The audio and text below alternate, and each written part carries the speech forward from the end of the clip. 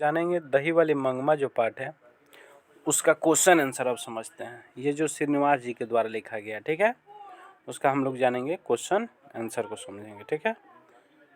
तो question answer को समझा जाए एक एक करके। मंगमा का अपनी बहू के साथ किस बात को लेकर विवाद था?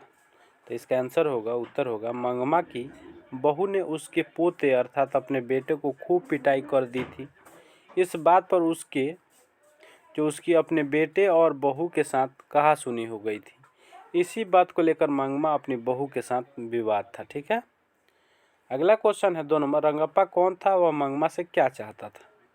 तो आप लोगों को बता दें, रंगप्पा मंगमा के गांव का एक बुरा व्यक्ति था जिसका कोई गलत आदत था, जैसे जुआ खेलना इत्यादि। वह मंगमा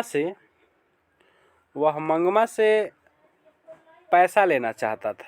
वह कर्ज के रूप में पैसा मांग रहा था, लेकिन उसकी नीयत लौटाने की नहीं थी, क्योंकि उसने खुद कहा था कि तेरा बेटा साथ रहता तो मैं पैसा नहीं मांगता, पर वह अब तेरे पास नहीं रहता है, यानी अब वह तेरे पास नहीं रहता है, यानी कि अब ऐसी बात तो है नहीं। अगला क्वेश्चन देखते हैं।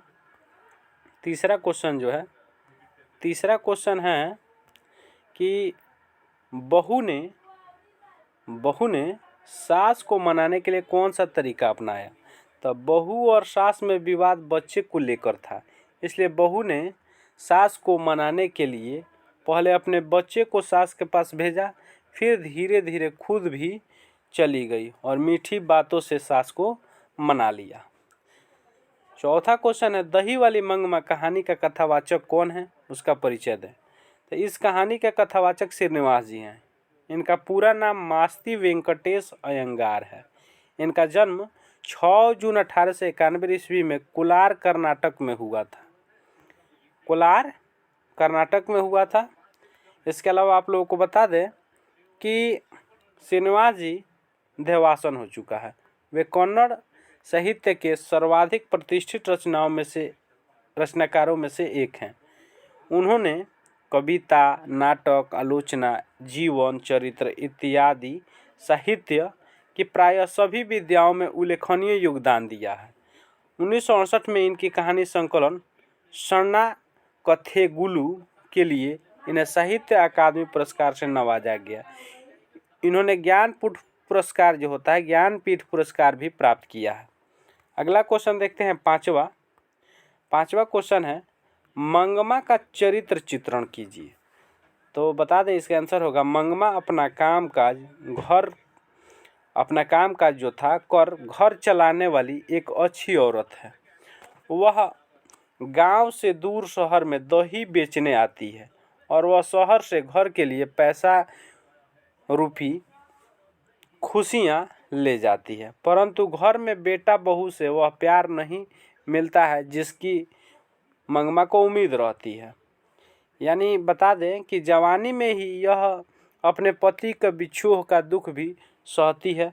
यह शहर में एक घर में दही देती है, जिसके मालकिन से उसकी घनिष्ठता हो जाती है, जो उसे जिंदगी जीने की तरीके होती हैं, उसको सिखाती है। इसे अपने पोते से बहुत प्यार रहता है, इससे अपने बहू बेटे से भी प्यार रहता है, परंतु अपनत्व नहीं मिलने पर उन्हें छोड़ भी देती है। जब इसे अपने बहू बेटे से प्यार मिलता है तो वह फिर साथ रहने लगती है।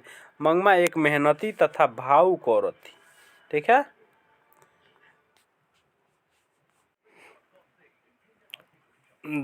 जो दही वाली कहानी मंगमा है उसका सारांश प्रस्तुत कीजिए। तो देखिए, हम लोग प्रस्तुत कहानी दही वाली मंगमा हमारी पूरक पाठ्य पुस्तक वर्णिका से ली गई है। इसे श्रीनिवास जी ने लिखा है। यह कन्नड़ कहानियाँ हैं से संकलित है। इसका हिंदी अनुवादक B.R. नारायण ने किया है। इसका हिंदी में अनुवाद B.R. नारायण ने किया है। इस कहानी में मंगमा नाम की औरत है जो बेंगलुरु में दही बेचने जाती है। मंगमा के सहारे लेखक ने हर घर की प्रमुख समस्या सास बहू के झगड़े को दिखाया गया है, इसमें मतलब रेखांकित किया गया। साथ ही एक पीढ़ी से दूसरी पीढ़ी में अधिकार का हस्तांतरण भी दिखाया गया है। घर में मंगमा काम करती है, पैसे कमाती है, परंतु अधिकार की बात पर उसे गौण माना जाता है। इसके अलावा आप लोगों को बता दें कि मंगमा है, मंगमा के पोते को जब उसकी बहू पीटती है तो वह गुस्सा हो जाती है। वह बहू पर बिगड़ती है तो बहू अपने बेटे पर अधिकार जमाती है। मंगमा का बेटा भी अपनी पत्नी का साथ देता है और माँ को बुरा भला कह देता है। इससे मंगमा अपने बेटे से अलग हो जाती है। वह जिसके घर दही बेचने जाती है उसे अपनी बात बताती है। वह उसे समझाती है कि मंगमा अपने घर में ही रहो, पर वह बताती है कि जिसके लिए मैंने सब कुछ किया वही आज मेरे साथ ऐसा व्यवहार करता है, तो फिर उसके साथ कैसे रहूं। मंगमा के गांव का एक आदमी रंगप्पा जब जानता है कि वह अपने बेटे बहू से अलग रहती है तो उससे पैसे मांगता है, उसके साथ छेड़खानी भी करता है। इसे जानने के बाद उसकी बहू फिर से अपने बेटे को सास के पास भेजती है। अपने बेटे को वो भेज देती है, यानी मंगमा के पोते को। जब मंगमा का पोता क्या करती है कि जब भेज देती है बहू, तो इसी बहाने से धीरे धीरे अपने सास से मेल कर लेती है। सास पोते के प्यार को पाकर खुश हो जाती है और खुशी खुशी सब एक साथ रहने लगते हैं। इस कहानी में लेखक ने बहू की समझदारी का भी वर्णन किया है। इस बहाने लेखक अपने पाठकों को यह संदेश देते हैं कि अगर नई पीढ़ी पुरानी पीढ़ी को थोड़ा सम्मान दे तो अखाड़ा बनने के बजाय घर घर है, मतलब घर एकदम देखा जाए घर घर बना रहेगा, जहाँ सुख और साम्राज्य रहेगा, जीवन में शांति बनी रहेगी।